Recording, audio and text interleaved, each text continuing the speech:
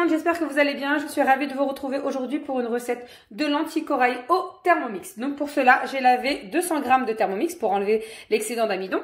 J'ai 2 carottes qui sont pas très grandes, 2 tomates, un oignon et demi. J'ai 2 gousses d'ail, donc il me restera plus qu'à enlever les petites choses qui me dérangent. Du persil, ensuite j'ai rajouté de l'huile d'olive bien évidemment et quelques épices. On est parti!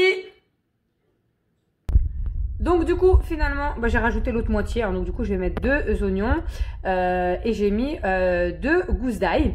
Donc là du coup je vais fermer et mixer le tout. On est parti pour 6 secondes, vitesse 6. Il est mal positionné, hop. On mixe le tout. Donc là, vitesse 6, franchement c'était hyper rapide. Donc voilà, je vais racler avec ma spatule. Franchement c'est un outil indispensable en cuisine. Donc là, je vais rajouter mon huile d'olive et je vais mettre 2 minutes à 120 degrés. Donc là, j'ai mis 2 grosses cuillères d'huile d'olive. Je vais fermer. Donc 2 minutes 120 degrés. Vitesse 1. Ou même juste à la cuillère. C'est parfait. Et je laisse tranquillement. Donc je vais mettre vite fait mon bol de beurre ici en direct. Donc voici, c'est prêt. Donc là, il ne me restera plus qu'à mettre la totalité de mes ingrédients, c'est-à-dire mes lentilles corail. Ensuite, je vais mettre mes carottes. Donc voilà, j'ai mis mes lentilles corail. Donc là, j'ai rajouté mes 2 carottes, une cuillère à soupe de concentré de tomate, 2 tomates entières. Je vais rajouter 1 litre d'eau et des épices. Un peu de sel, un peu de poivre. Je vais également aussi rajouter un peu de persil et un peu de cumin.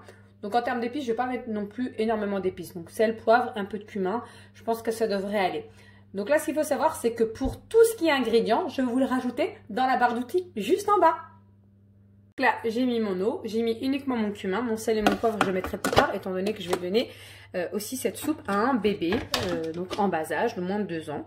Donc du coup, là, je vais préparer 20 minutes à 100 degrés. Je vais laisser cuire ça tranquillement. Et donc là, on est parti. Donc 20 minutes, 100 degrés. Donc là, j'ai mis à mijoter tranquillement, comme ça. Voilà, on va laisser cuire tranquillou. Au bout de 20 minutes, voici ce que ça donne. Il me reste plus qu'à, du coup, le mixer tout à vitesse 10. On va mettre ça 15 secondes, vitesse 10. On est parti?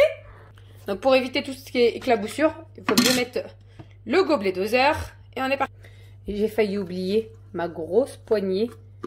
Donc vous mettez soit du persil ou de la coriandre selon vos goûts.